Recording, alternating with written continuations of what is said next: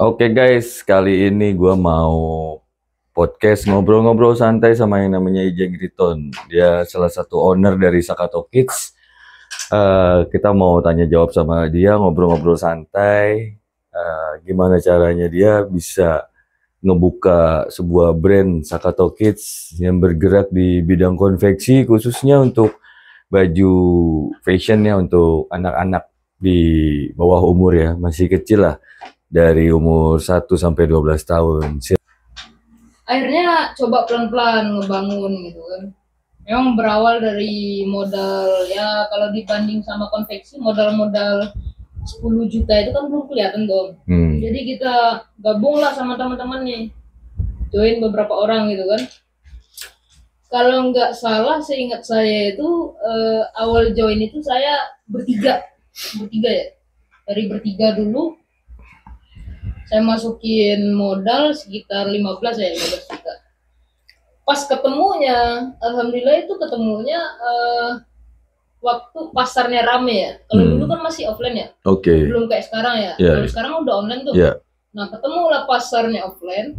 Terus 2 bulan sebelum lebaran, alhamdulillah itu pasar genjot gitu kan. Harganya, trafiknya tinggi sekali gitu kan, dari trafiknya dari 20% ketemu 30%, ini langsung di 80% trafiknya. Oke.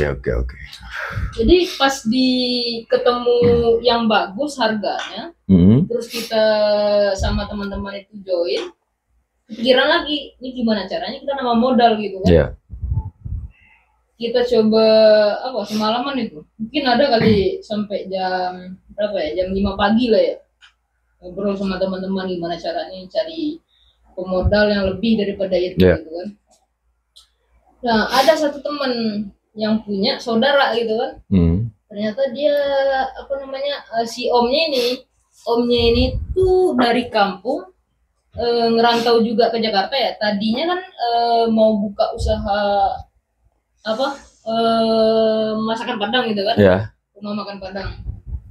Malah kita ngobrol kita dikenalin ya sama omnya itu. Dikenalin, habis itu cerita lah panjang lebarnya gitu kan.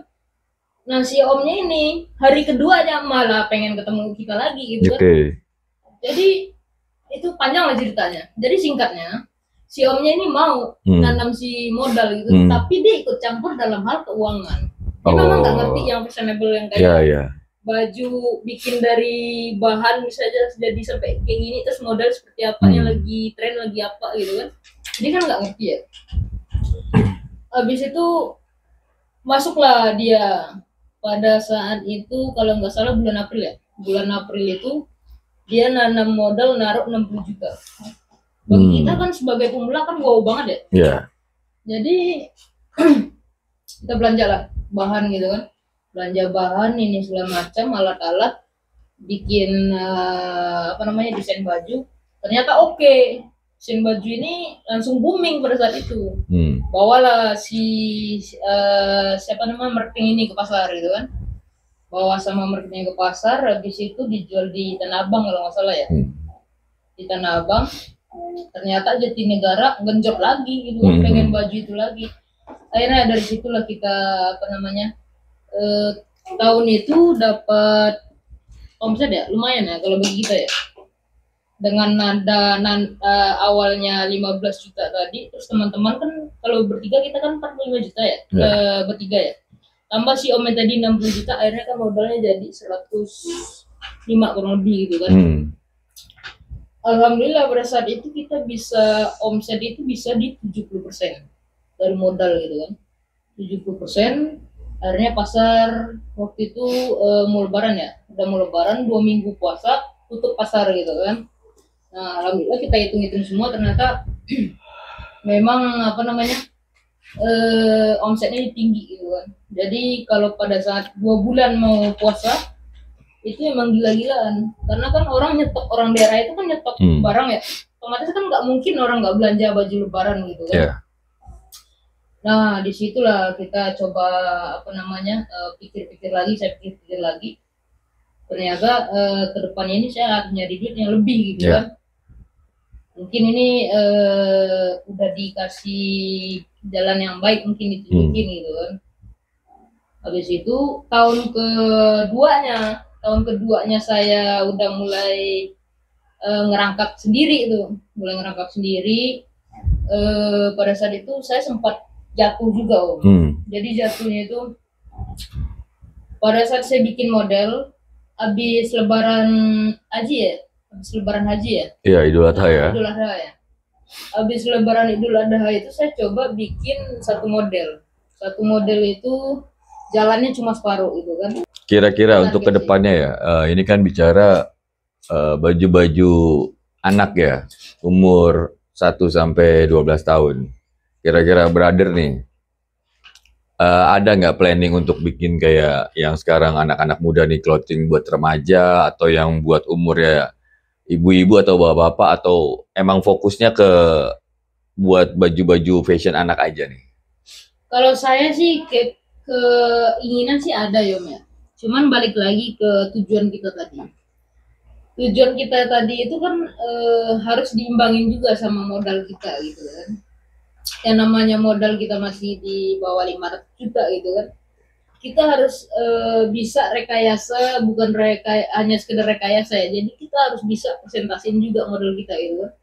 Modal kita misalkan 300 juta. Cukupnya buat apa nih? Kalau buat anak-anak itu alhamdulillah sih cukup bagi saya ya. Kalau udah lebih daripada itu baru saya bisa bahas yang arah ke bikin ada turunannya dari ibunya sampai ke anaknya gitu kan, atau dari anaknya saya berawal bisa sampai ke ibunya gitu kan. Ya keinginan sih ada sih Om, cuman ya itu tadi gitu kan. Kalau Omnya sih mau ngasih modal ke saya sih amin. Saya pengennya sih kayak gitu kan. Oke.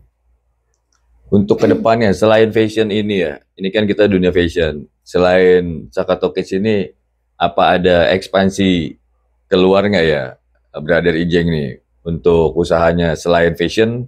Apa mau bergerak di apa? Ada yang lain nggak? Kira-kira apa sekarang udah jalan di otomotif kah, atau yang lain kah? Kira-kira ada nggak? Atau mau fokus ke dunia fashion anak kecil aja, atau fashion aja untuk semua kalangan, mau dewasa, mau orang tua, atau gimana? Atau cuman, oh iya deh, gue udah nitik beratin hidup gue untuk anak kecil karena gue suka anak-anak gitu. Kira-kira lu sendiri ke depannya mau kayak gimana? Sebenarnya sih yang namanya kita sebagai keinginan itu kan semuanya adalah gitu kan. Cuman kan harus kalau hanya sekedar inginannya aja nggak kita realisasiin, nggak kita mulai dari nol, nggak kita jalanin gitu kan, itu nggak bakalan jadi, hanya sebatas keinginannya aja. Jadi pikiran kita itu hanya terbuang cuma-cuma gitu kan. Nah tadi balik lagi ke tadi yang saya omongin tadi, hanya dengan modal sekian, berarti kan saya hanya fokusnya untuk inilah hasilnya yang bisa kita terapkan. Kalau untuk yang lain mungkin saat ini belum ya Om ya, tahu ke depannya. Kita bisa jadi nanti ke depannya bisa berkembang di dunia manapun, dalam bisnis apapun gitu kan. Yang namanya bisnis ini kan nggak harus baju aja gitu kan. Nggak harus motor aja gitu kan. Kayak Om Cubai bisa di dunia motor gitu kan. Ya saya sih pengen gitu kan. Cuman ya mungkin belum saat ini gitu. Mungkin nextnya lah coba di support saya juga. Oke, kalau kayak gitu cukup penjelasannya dari Brother Ijeng. Semoga usahanya lancar, sukses, tambah besar lagi, tambah banyak promo-promonya, bisa ngasih giveaway, bisa buka lapangan kerja untuk semuanya. Semoga ini untuk teman-teman semua pemirsa yang ada di CR11 Channel bikin jadi motivasi untuk kedepannya biar bisa kayak Brother Ijeng, dari muda udah buka usaha dan bisa mengembangkan diri. Jadilah anak muda yang berkarya dan berbakat. Oke. Amin. Stay terus di CR11 Channel. Sampai jumpa di podcast selanjutnya.